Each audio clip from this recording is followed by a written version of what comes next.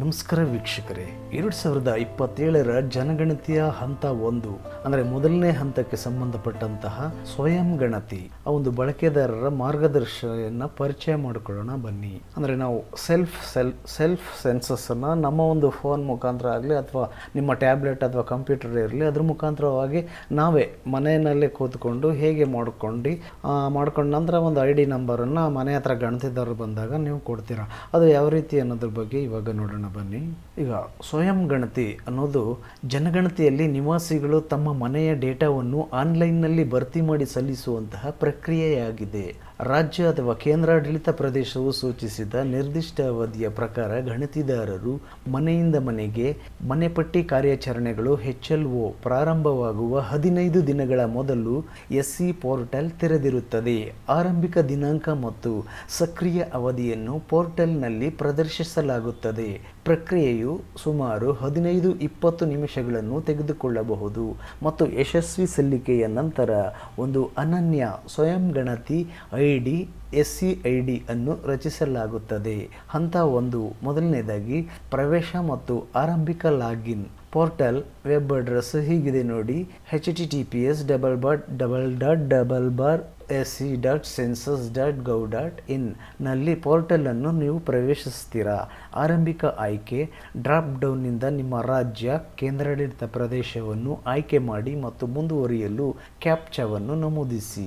ಸಾಧನ ಸಲಹೆ. ಡಿಜಿಟಲ್ ನಕ್ಷೆಯಲ್ಲಿ ನಿಮ್ಮ ಮನೆಯನ್ನು ಗುರುತಿಸುವಾಗ ಉತ್ತಮ ಗೋಚರತೆಗಾಗಿ ಲ್ಯಾಪ್ಟಾಪ್ ಅಥವಾ ಡೆಸ್ಕ್ಟಾಪ್ ಅನ್ನು ಬಳಸಲು ಶಿಫಾರಸು ಮಾಡಲಾಗಿದೆ. ಅಂದರೆ ನೀವು ನಿಮ್ಮ ಫೋನ್ನಲ್ಲೂ ಕೂಡ ಮಾಡಬಹುದು, ಆದರೆ ಅದಕ್ಕಿಂತ ಆರಾಮವಾಗಿ ನಿರಾಯಾಸವಾಗಿ ಲ್ಯಾಪ್ಟಾಪಲ್ಲಿ ಅಥವಾ ಡೆಸ್ಕ್ಟಾಪ್ ಕಂಪ್ಯೂಟರ್ನಲ್ಲಿ ಮಾಡಿದ್ರೆ ತುಂಬ ಚೆನ್ನಾಗಿರುತ್ತೆ, ಈಸಿಯಾಗಿ ಮಾಡಬಹುದಾಗಿದೆ. ಎರಡನೇ ಹಂತದಲ್ಲಿ ಮನೆ ನೋಂದಣಿ ಕಾರ್ಯಕ್ರಮ ತೆರೆದುಕೊಳ್ಳುತ್ತೆ. ಮನೆಯ ಮುಖ್ಯಸ್ಥರ ಹೆಸರನ್ನು ನಮೂದಿಸ್ತೀರಾ. ಈ ಕ್ಷೇತ್ರದ ಪಕ್ಕದಲ್ಲಿ ಮನೆಯ ಮುಖ್ಯಸ್ಥರೆಂದು ಯಾರನ್ನು ಪರಿಗಣಿಸಬೇಕು ಎಂಬುದನ್ನು ಅರ್ಥ ಮಾಡಿಕೊಳ್ಳಲು ನಿಮಗೆ ಸಹಾಯ ಮಾಡಲು ಒಂದು ಟೂಲ್ ಟಿಪ್ ಅನ್ನು ಒದಗಿಸಲಾಗಿದೆ. ಪ್ರಮುಖವಾಗಿ ನೋಂದಾಯಿಸಿದ ನಂತರ ಈ ಹೆಸರನ್ನು ಬದಲಿಸಲಾಗುವುದಿಲ್ಲ. ಮೊಬೈಲ್ ನೋಂದಣಿ. ಮನೆಯ ಯಾವುದೇ ಸದಸ್ಯರ ಮೊಬೈಲ್ ಸಂಖ್ಯೆಯನ್ನು ನಮೂದಿಸಿ.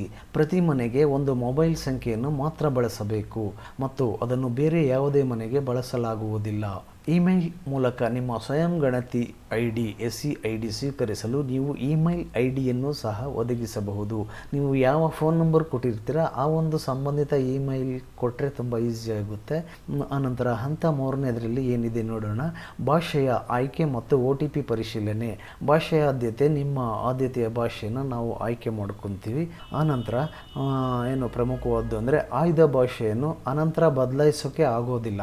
ಹಾಗಾಗಿ ಭಾಷೆ ಬದಲಾಯಿಸೋದಕ್ಕೆ ಮುಂಚೆ ಇಂಗ್ಲೀಷ್ ಆಗಲಿ ಅಥವಾ ಕನ್ನಡ ಆಗಲಿ ನೀವು ಸರಿಯಾಗಿ ನಿರ್ಧರಿಸಿ ಸೆಲೆಕ್ಟ್ ಮಾಡ್ಕೊತೀರಾ. ನಿಮಗೆ ಇದನ್ನೆಲ್ಲ ವೆಬ್ಸೈಟ್ನಲ್ಲಿ ಇನ್ನೊಂದು ವಿಡಿಯೋನಲ್ಲಿ ನಾನೀಗ ತೋರಿಸ್ತೀನಿ. ಮತ್ತೊಂದು ವಿಡಿಯೋ ಬರುತ್ತೆ ನೋಡಿ, ಅದನ್ನು ನೇರವಾಗಿ ವೆಬ್ಸೈಟಲ್ಲಿ ಹೇಗೆ ಮಾಡೋದು ಅಂತ. ಅದಕ್ಕೆ ಮುಂಚೆ ಇದೊಂದು ಸಣ್ಣ ಇಂಟ್ರೊಡಕ್ಷನ್ ಅಂತ ತಿಳ್ಕೊಳ್ಳಿ ಈ ಒಂದು ವಿಡಿಯೋನ. ಈಗ ಆನಂತರ ನೀವು ಭಾಷೆಯನ್ನು ಒಂದ್ಸಲ ಆಯ್ಕೆ ಮಾಡ್ಕೊತೀರಾ, ಮತ್ತೆ ಬದಲಾಯಿಸೋಕೆ ಬರೋಲ್ಲ. ಆಮೇಲೆ OTPಯನ್ನು ಪರಿಶೀಲನೆ ಅದಕ್ಕೋಸ್ಕರ ಪರಿಶೀಲಿಸಲು ಮತ್ತು ಮುಂದುವರಿಸಲು ನಿಮ್ಮ ನೋಂದಾಯಿತ ಮೊಬೈಲ್ ಸಂಖ್ಯೆಗೆ ಕಳುಹಿಸಲಾದಂತಹ ಒಂದು ಬಾರಿ ಪಾಸ್ವರ್ಡ್ ಅಂದರೆ ಒನ್ ಟೈಮ್ ಪಾಸ್ವರ್ಡ್ ಬರುತ್ತಲ್ಲ ಅದನ್ನು ಎಂಟರ್ ಮಾಡ್ತೀರಾ.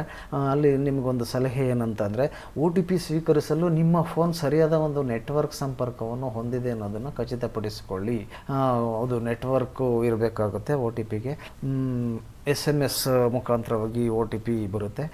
ಹಂತ 4, ನಿಮ್ಮ ನಿವಾಸದ ಸ್ಥಳ ವಿವರಗಳನ್ನು ಒದಗಿಸುವುದು.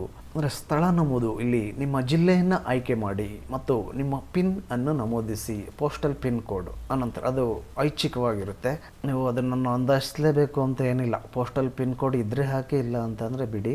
ಆಮೇಲೆ ನಿಮ್ಮ ಗ್ರಾಮ ಅಥವಾ ಪಟ್ಟಣ ಪ್ರದೇಶ ಹತ್ತಿರದ ಹೆಗ್ಗುರುತುಗಳ ಹೆಸರುಗಳನ್ನು ನಮೂದಿಸಿ. ಹೆಗ್ಗುರುತುಗಳು ಅಂತ ಅಂದರೆ ದೊಡ್ಡದಾಗಿ ಒಂದು ಏನು ದೇವಸ್ಥಾನ ಆಗಿರ್ಬೋದು, ದೊಡ್ಡದೊಂದು ಬೆಟ್ಟ ಅಥವಾ ಕೆರೆ ಇರಬಹುದು, ಅಥವಾ ದೊಡ್ಡದಾದಂಥ ಒಂದು ಕಟ್ಟಡ, ಚಿತ್ರಮಂದಿರ, ಈ ರೀತಿ ಹೆಗ್ಗುರುತುಗಳು ಅಂತ ನಾವು ಭಾವಿಸಬಹುದಾಗಿದೆ. ಅದನ್ನು ನಮೂದಿಸಬೇಕಾಗುತ್ತೆ. ಆಮೇಲೆ ಹಂತ 5ರಲ್ಲಿ ನಕ್ಷೆಯಲ್ಲಿ ನಿಮ್ಮ ನಿವಾಸವನ್ನು ಪತ್ತೆ ಮಾಡುವುದು. ನಕ್ಷೆಯಲ್ಲಿ ಮ್ಯಾಪಲ್ಲಿ ಏನು ಕೊಟ್ಟಿರ್ತಾರೆ, ನಿಮ್ಮ ಮನೆ ಎಲ್ಲಿದೆ ಅನ್ನೋದನ್ನು ನಾವು ಕಂಡುಹಿಡ್ಕೋಬಹುದಾಗಿದೆ. ನಾವು ಸಂವಾದಾತ್ಮಕ ನಕ್ಷೆ. ಕೆಂಪು ಮಾರ್ಕರ್ನೊಂದಿಗೆ ನಕ್ಷೆ ಕಾಣಿಸಿಕೊಳ್ಳುತ್ತದೆ. ವಸತಿ ಕಟ್ಟಡದ ನಿಖರವಾದ ಸ್ಥಳವನ್ನು ಗುರುತಿಸಲು ಈ ಮಾರ್ಕರನ್ನು ನಿವಾಸದ ಮೇಲೆ ನಿಖರವಾಗಿ ಎಳಿಬೇಕು ಮತ್ತು ಉಳಿಸಬೇಕು. ಅನಂತರ ಕ್ಲಿಕ್ ಮಾಡಿ ಸ್ಥಳ ಮಾಹಿತಿಯನ್ನು ಮೌಲ್ಯೀಕರಿಸಲು ದೃಢೀಕರಣ ಸಂದೇಶ ಕಾಣಿಸಿಕೊಳ್ಳುತ್ತದೆ. ಆಮೇಲೆ ಉದ್ದೇಶ ಏನಂದರೆ ಮನೆಗೆ ಭೇಟಿ ನೀಡುವ ಸಮಯದಲ್ಲಿ ಗಣತಿದಾರರಿಂದ ದೃಢೀಕರಣಕ್ಕಾಗಿ ನಿರ್ದಿಷ್ಟ ಮನೆಪಟ್ಟಿ ಬ್ಲ್ಯಾಕ್ HLBಗೆ ಏನು ಸೆಲ್ಫ್ ಸೆನ್ಸಸ್ ಡಾಟಾ ಇರುತ್ತಲ್ಲ ಅದನ್ನು ನಿಯೋಜಿಸಲು ಇದು ಸಹಾಯ ಮಾಡುತ್ತದೆ. ಹಂತ 6 ಪ್ರಶ್ನಾವಳಿಯನ್ನು ಪೂರ್ಣಗೊಳಿಸುವುದು. ಈಗ 6ನೇ ಒಂದು ಹಂತದಲ್ಲಿ ನಾವು ಡೇಟಾವನ್ನು ನಮೂದು ಮಾಡ್ತೀವಿ. ಮನೆಪಟ್ಟಿ ಮತ್ತು ವಸತಿ ಜನಗಣತಿ ಪ್ರಶ್ನಾವಳಿಯನ್ನು ಭರ್ತಿ ಮಾಡಿ ಮಾರ್ಗದರ್ಶನ ಪರಿಕರಗಳು ನಿರ್ದಿಷ್ಟ ಪ್ರಶ್ನೆಗಳೊಂದಿಗೆ ಸಹಾಯಕ್ಕಾಗಿ ಟಿಪ್ಪಣಿಗಳು, ಪ್ರಶ್ನೆಗಳ ಕೆಳಗೆ ಟೂಲ್ ಟಿಪ್ಗಳು ಮತ್ತು ಫ್ಯಾಕ್ಟ್ಗಳು ಬಳಸ್ತೀವಿ. ಏಕರೂಪತೆ ಪ್ರಶ್ನಾವಳಿಯು ಗಣತಿದಾರರು ಬಳಸುವ ಪ್ರಶ್ನಾವಳಿಗೆ ಹೋಲುತ್ತದೆ. ಕಟ್ಟಡ ಸಂಖ್ಯೆ, ಜನಗಣತಿ ಮನೆ ಸಂಖ್ಯೆ, ಜನಗಣತಿ ಮನೆಯ ಬಳಕೆ ಮತ್ತು ಮನೆ ಸಂಖ್ಯೆಯಂತಹ ಕೆಲವು ವಿವರಗಳನ್ನು ಗಣತಿದಾರರು ತಮ್ಮ ಕ್ಷೇತ್ರ ಭೇಟಿಯ ಸಮಯದಲ್ಲಿ ಪ್ರತ್ಯೇಕವಾಗಿ ದಾಖಲಿಸುತ್ತಾರೆ. ಅನಂತರ ಸಂಚರಣೆ ಅಲ್ಲಿ ನೀವು ಮುಂದೆ ಚಲಿಸುವಂತಹ ಮೊದಲು ಪ್ರಸ್ತುತ ಪರದೆಯನ್ನು ಪೂರ್ಣಗೊಳಿಸಲು ವ್ಯವಸ್ಥೆ ನಿಮ್ಮನ್ನು ಕೇಳುತ್ತದೆ. ಆದರೂ ನೀವು ಯಾವುದೇ ಸಮಯದಲ್ಲಿ ಹಿಂದಿನ ನಮೂದುಗಳನ್ನು ಸಂಪಾದಿಸಲು ಹಿಂತಿರುಗಬಹುದು. ಮತ್ತೆ ಹಿಂದಕ್ಕೆ ಬಂದು ನೀವು ಏನು ಮಾಡಬಹುದಾಗಿದೆ ಎಡಿಟನ್ನು. ಆಮೇಲೆ ಹಂತ 7 ನಮೂದಿಸಿದ ಡೇಟಾದ ವಿಮರ್ಶೆ, ಪೂರ್ವ ವೀಕ್ಷಣೆ ಮಾಡ್ತೀವಿ. ಏನು ನಾವು ಎಂಟ್ರಿ ಮಾಡಿರೋದು ಸರಿ ಇದೆ ಅಥವಾ ತಿದ್ದುಪಡಿ ಮಾಡಬೇಕಂತ, ಎಡಿಟ್ ಮಾಡಬೇಕಂತ. ನಮೂದಿಸಿದ ಎಲ್ಲ ಡೇಟಾವನ್ನು ವಿಭಾಗವಾರು ಪರಿಶೀಲಿಸಲು ಪೂರ್ವ ವೀಕ್ಷಣೆ ಪರದೆಯನ್ನು ಬಳಸಿ ಈ ಹಂತದಲ್ಲಿ ಡೇಟಾವನ್ನು ಸಂಪಾದಿಸುವುದು ಸಾಧ್ಯವಾಗುತ್ತೆ. ಅನಂತರ ಡ್ರಾಫ್ಟ್ ಆಗಿ ಉಳಿಸ್ಕೋಬೇಕು. ಅದನ್ನು ಕೊನೆಯ ದಿನಾಂಕದ ಮೊದಲು ಅಂತಿಮಗೊಳಿಸಲು ಅಥವಾ ಸಲ್ಲಿಸಲು ನೀವು ಮಾಹಿತಿಯನ್ನು ಡ್ರಾಫ್ಟ್ ಆಗಿ ಉಳಿಸ್ಕೋಬಹುದು. ಅದು ಎಲ್ಲಿವರೆಗೂ ಉಳಿಸ್ಕೋಬಹುದು ಅಂದರೆ ನೀವು ಕೊನೆ ಅವಧಿಯವರೆಗೂ ಉಳಿಸ್ಕೋಬಹುದಾಗಿದೆ. ಅಲ್ಲಿವರೆಗೂ ಬೇಡ, ಅದೆಲ್ಲ ಸರಿ ಇತ್ತು ಅಂತಂದರೆ ಅದನ್ನು ಸಬ್ಮಿಟ್ ಮಾಡಬಹುದಾಗಿದೆ. ಅನಂತರ ಹಂತ 8 ಅಂತಿಮವಾದ ಸಲ್ಲಿಕೆ ಅಂದರೆ ಫೈನಲ್ ಸಬ್ಮಿಟ್ ಅಥವಾ ಫೈನಲ್ ಸಬ್ಮಿಷನ್ ಅವಕಾಶ ಇದ್ದರೆ ಅದನ್ನು ಒತ್ತುತ್ತೀರಾ ಫೈನಲ್ ಸಬ್ಮಿಟನ್ನು. ಈಗ ಡೇಟಾವನ್ನು ಲಾಕ್ ಮಾಡುವುದು. ನೀವು ತೃಪ್ತರಾದ ನಂತರ ಅಂತಿಮ ಸಲ್ಲಿಕೆ ಅಂದರೆ ಫೈನಲ್ ಸಬ್ಮಿಟೆಡ್ ಆಗುತ್ತೆ. ಕ್ಲಿಕ್ ಮಾಡ್ತೀರಾ ಅದನ್ನು. ಈ ಕ್ರಿಯೆಯ ನಂತರ ಗಣತಿದಾರರು ಹೊರತುಪಡಿಸಿ ಯಾವುದೇ ಹೆಚ್ಚಿನ ಬದಲಾವಣೆಗಳು ಅಥವಾ ಸಂಪಾದನೆಗಳನ್ನು ಮಾಡಲಾಗುವುದಿಲ್ಲ. ಏನೋ ಚೇಂಜಸ್ ಮಾಡೋದಕ್ಕೆ ಬರಲ್ಲ. ಆ ಥರ ಫೈನಲ್ ಸಬ್ಮಿಟ್ ಕೊಟ್ಟ ಮೇಲೆ ಸಲ್ಲಿಕೆ ಗಡುವು. ಸಲ್ಲಿಕೆಯ ಕೊನೆಯ ದಿನಾಂಕವನ್ನು ಎಲ್ಲ ಪುಟಗಳಲ್ಲಿ ಮಾರ್ಕ್ಯೂ ಆಗಿ ಪ್ರದರ್ಶಿಸಲಾಗುತ್ತದೆ. ರಾಜ್ಯ ಅಥವಾ ಕೇಂದ್ರಾಡಳಿತ ಪ್ರದೇಶಗಳ ಅಂತಿಮ ದಿನಾಂಕದ ಮೊದಲು ಸಲ್ಲಿಸದೇ ಇದ್ದರೆ ಸ್ವಯಂ ಗಣತಿಯನ್ನು ಸಂಪೂರ್ಣವೆಂದು ಪರಿಗಣಿಸಲಾಗುವುದಿಲ್ಲ. ಏನು ಕೊನೆಯ ದಿನಾಂಕ ಕೊಟ್ಟಿರ್ತಾರೆ ನಿಮಗೆ, ಅಷ್ಟು ಈಗಾಗಲೇ ತಿಳಿಸಿದ್ದೀವಿ ಎಷ್ಟು ದಿನ ಯಾವ ಡೇಟಿಂದ ಸಿಗುತ್ತೆ ನಿಮಗೆ ಅಂತ, ಅಷ್ಟರೊಳಗೆ ನೀವು ಮಾಡಬೇಕಾಗುತ್ತೆ. ಅದನ್ನು ಸಂಪೂರ್ಣ ಅಂತ ಪರಿಗಣಿಸಲಾಗೋದಿಲ್ಲ. ಹಾಗಾಗಿ ಐಡಿಯ ಉತ್ಪಾದನೆ ಏನು ಕ್ರಿಯೇಟ್ ಆಗುತ್ತಲ್ಲ ಅದು ಯಶಸ್ವಿ ಸಲ್ಲಿಕೆಯ ನಂತರ ವಿಶಿಷ್ಟವಾದ 11 ಡಿಜಿಟ್ 11 ಅಂಕಿಯ SCID ಹೆಚ್ಚಿನೊಂದಿಗೆ ಪೂರ್ವ ಪ್ರತಿಯನ್ನು ರಚಿಸಲಾಗುತ್ತದೆ ಮತ್ತು ಪ್ರದರ್ಶಿಸಲಾಗುತ್ತದೆ. ಕಾಣಿಸ್ಕೊಳ್ಳುತ್ತೆ ಅದು. SCIDಯನ್ನು SMS ಮತ್ತು ಇಮೇಲ್ ಮೂಲಕವೂ ಕಳಿಸಲಾಗುತ್ತದೆ. ನೀವು SMS ಅಥವಾ ಇಮೇಲ್ ಮೂಲಕ ನೋಡಬಹುದಾಗಿದೆ. ನೀವು ಏನು ಕೊಟ್ಟಿರ್ತೀರಲ್ಲ ರಿಜಿಸ್ಟರ್ಡ್ ಫೋನ್ ನಂಬರ್ ಯಾವುದು ಮಾಡಿ ಎಂಟ್ರಿ ಮಾಡಿರ್ತೀರ ಆ ನಂಬರ್ಗೆ ಬರುತ್ತೆ. ಮತ್ತು SMS ಇದು ಇಮೇಲು ನೀವು ಯಾವುದನ್ನು ಕೊಟ್ಟಿರ್ತೀರ ಅದಕ್ಕೆ ಬರುತ್ತೆ. ಅದನ್ನು ನೀವು ಸ್ಕ್ರೀನ್ ಶಾಟ್ ತೊಗೋಬೇಕಾಗುತ್ತೆ. ಅದು ನಂಬರನ್ನು ಅಥವಾ ಬರೆದಿಟ್ಕೋಬೇಕಾಗುತ್ತೆ. ನೋಂದಾಯಿತ ಮೊಬೈಲ್ ಸಂಖ್ಯೆ ಮೂಲಕ ಪೋರ್ಟಲ್ನಿಂದ ನಂತರದ ದಿನಾಂಕದಂದು SCIDಯನ್ನು ಹಿಂಪಡೆಯುವ ಅವಕಾಶ ಲಭ್ಯ ಇದೆ. ಈಗ ಹಂತ 9 ಕ್ಷೇತ್ರ ಮೌಲ್ಯೀಕರಣ. ಗಣತಿದಾರರ ಭೇಟಿ. ಗಣತಿದಾರರು ನಿಮ್ಮ ಮನೆಗೆ ಭೇಟಿ ನೀಡಿದಾಗ ನಿಮ್ಮ SCIDಯನ್ನು ಅವರೊಂದಿಗೆ ಹಂಚಿಕೊಳ್ತೀರ. ನೀವು ಏನು ಸ್ವಂತವಾಗಿ ಸೆಲ್ಫಾಗಿ ಸೆನ್ಸಸನ್ನು ಮಾಡ್ಕೊಂಡಿರ್ತೀರ. ಫೈನಲ್ ಸಬ್ಮಿಟ್ ಮಾಡಿದ್ಮೇಲೆ ID ಏನು ಕ್ರಿಯೇಟ್ ಆಗಿ ಬಂದಿರುತ್ತೆ ನಿಮ್ಮ ಫೋನ್ ನಂಬರ್ SMSಗೆ ಅಥವಾ ಇಮೇಲ್ಗೆ, ಅದನ್ನು ಗಣತಿದಾರರು ನಿಮ್ಮ ಮನೆ ಹತ್ರ ಬಂದಾಗ ಅವರು ಕೊಡಬೇಕು. ಆ ನಂಬರನ್ನು ತೋರಿಸ್ಬೇಕಾಗುತ್ತೆ. ಆಮೇಲೆ ID ಹೊಂದಾಣಿಕೆ. ಆಮೇಲೆ ಗಣತಿದಾರರ ಮೊಬೈಲ್ನಲ್ಲಿರೋ ಯಾವುದೇ SCIDಗಳೊಂದಿಗೆ SCID ಹೊಂದಿಕೆಯಾದರೆ ನಿಮ್ಮ SC ಡಾಟಾವನ್ನು ದೃಢೀಕರಿಸಲಾಗುತ್ತದೆ. ಅವರ ಮ್ಯಾಚ್ ನೋಡ್ಕೊತಾರೆ ಅದು ಸರಿ ಆಯ್ತು ಅಂತ ಅಂದರೆ ಅದನ್ನು ದೃಢೀಕರಿಸಿ ಸ್ವೀಕರಿಸಲಾಗುತ್ತದೆ ಮತ್ತು ಸಲ್ಲಿಸಲಾಗುತ್ತದೆ. SCID ಹೊಂದಿಕೆಯಾಗದಿದ್ದರೆ ಗಣತಿದಾರರು ನಿಮ್ಮ ಮನೆಯ ಡೇಟಾವನ್ನು ಹೊಸದಾಗಿ ಸಂಗ್ರಹಿಸುತ್ತಾರೆ. SCID ಹೊಂದಿಕೆ ಆಗದೇ ಇದ್ದರೆ ಅದು ಅವರು ಎಡಿಟ್ ಮಾಡಬಹುದಾದ ಸಾಧ್ಯತೆ ಇದೆ, ತಿದ್ದುಪಡಿಗಳನ್ನು ಮತ್ತೆ ಅಥವಾ ಹೊಸದಾಗಿ ಸಂಗ್ರಹಿಸುವಂಥ ಸಾಧ್ಯತೆ ಇದೆ.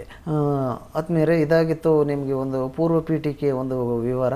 ನಾನಿಲ್ಲಿ ಲೈವ್ ಆಗಿ ನಿಮಗೆ ಏನು ವೆಬ್ ಪೋರ್ಟಲ್ ಮುಖಾಂತರನೇ ತೋರಿಸ್ಬೇಕಾಗಿತ್ತು. ಅದು ಈ ಒಂದು ಅದು ಅನಂತರ ಇನ್ನೊಂದು ವಿಡಿಯೋದಲ್ಲಿ ತೋರಿಸ್ತೀನಿ, ಸಮಯ ಹೆಚ್ಚಾಗೋದ್ರಿಂದಾಗಿ. ಹಾಗಾಗಿ ಈಗ ಇದನ್ನು ನೀವು ತಿಳ್ಕೊಂಡ್ರೆ ಆಯಿತು. ಅದರ ಅಲ್ಲಿ ವೆಬ್ ಪೋರ್ಟಲ್ನಲ್ಲಿ ನಿಮಗೆ ತೋರಿಸ್ತೀವಿ. ಮತ್ತು ಇನ್ನೊಂದು ಟೆಸ್ಟ್ ವಿಡಿಯೋ ಅಂತ ಟೆಸ್ಟ್ ನಾವು ಏನು ಎಂಟ್ರಿ ಮಾಡೋದಕ್ಕೆ ಅದು ಸಹ ಇದೆ, ಅದೊಂದು ವಿಡಿಯೋನು ಸಹ ಮಾಡ್ತೀವಿ. ಈಗ http://census.gov.in ಅದರ ಮುಖಾಂತರವಾಗಿ ಸೆಲ್ಫ್ ಸೆನ್ಸಸ್ಸನ್ನು ನೀವು ಹೇಗೆ ಮಾಡ್ಕೋಬೇಕು ಅಂತ ಈ ವಿಡಿಯೋದಲ್ಲಿ ತಿಳ್ಕೊಂಡ್ರಿ. ಅದನ್ನು ಲೈವ್ ಆಗಿ ನಿಮ್ಮ ಫೋನ್ನಲ್ಲಾಗಲಿ ಅಥವಾ ಲ್ಯಾಪ್ಟಾಪ್ ಡೆಸ್ಕ್ಟಾಪ್ನಲ್ಲಾಗಲಿ ಹೇಗೆ ಮಾಡಬೇಕು ಅನ್ನೋದ್ರ ಬಗ್ಗೆ ನೇರವಾಗಿ ನಾನು ಅದನ್ನು ದೃಶ್ಯಗಳನ್ನು ತೋರಿಸ್ತಾ ಒಂದು ವಿಡಿಯೋನ ಇವತ್ತು ಇನ್ನು ಸದ್ಯದಲ್ಲೇ ಬರುತ್ತೆ, ಇನ್ನು ಕೆಲವೇ ಗಂಟೆಗಳಲ್ಲಿ. ಹಾಗಾಗಿ ಈ ಚಾನಲ್ಗೆ ನೀವು ಸಬ್ಸ್ಕ್ರೈಬ್ ಆಗಿದರೆ ನಮ್ಮ ವಿಡಿಯೋಗಳು ನಿಮಗೆ ಕಾಣಿಸ್ಕೊಳ್ತೇವೆ. ಹಾಗಾಗಿ ಇನ್ನೂ ಸಬ್ಸ್ಕ್ರೈಬ್ ಆಗಿಲ್ಲ ಅಂತಂದರೆ ಇವಾಗಲೇ ಸಬ್ಸ್ಕ್ರೈಬ್ ಆಗಿ, ಹಾಗೂ ನಿಮ್ಮ ಸ್ನೇಹಿತರಿಗೆ ಈ ವಿಡಿಯೋನು ಹೆಚ್ಚೆಚ್ಚು ಶೇರ್ ಮಾಡ್ತಾ ಇರಿ.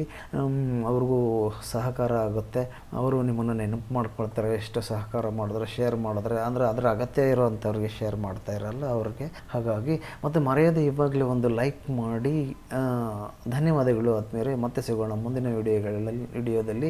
ಇನ್ನು ಮತ್ತೆರಡು ಬಹುಮುಖ್ಯವಾದ ವಿಡಿಯೋಗಳನ್ನು ತರ್ತಾ ಇದ್ದೀವಿ. ಅವುಗಳನ್ನು ನೋಡಿದರೆ ಮತ್ತು ನಿಮ್ಮ ಎಲ್ಲ ಸಮಸ್ಯೆಗೂ ಉತ್ತರ ಸಿಗುತ್ತೆ. ಮತ್ತು ಏನೇ ಡೌಟ್ ಇದ್ದರೆ ಕಮೆಂಟ್ ಮಾಡಿ ತಿಳಿಸಿ. ಕಮೆಂಟಿಗೆ ಸಾಧ್ಯವಾದಷ್ಟು ಟ್ರೈ ಮಾಡಿ ನಿಮಗೆ ಉತ್ತರವನ್ನು ನಾವು ಕೊಡ್ತೀವಿ. ಧನ್ಯವಾದಗಳು. ಸಬ್ಸ್ಕ್ರೈಬ್ ಆಗಿಲ್ಲದಿದ್ದರೆ ಇವಾಗಲೇ ಸಬ್ಸ್ಕ್ರೈಬ್ ಆಗಿ ಮತ್ತೊಮ್ಮೆ ಕೇಳ್ತಾ ಇದ್ದೀನಿ. ಓಕೆ, ಮತ್ತೆ ಸಿಗೋಣ ಮುಂದಿನ ವಿಡಿಯೋದಲ್ಲಿ. Thanks for watching.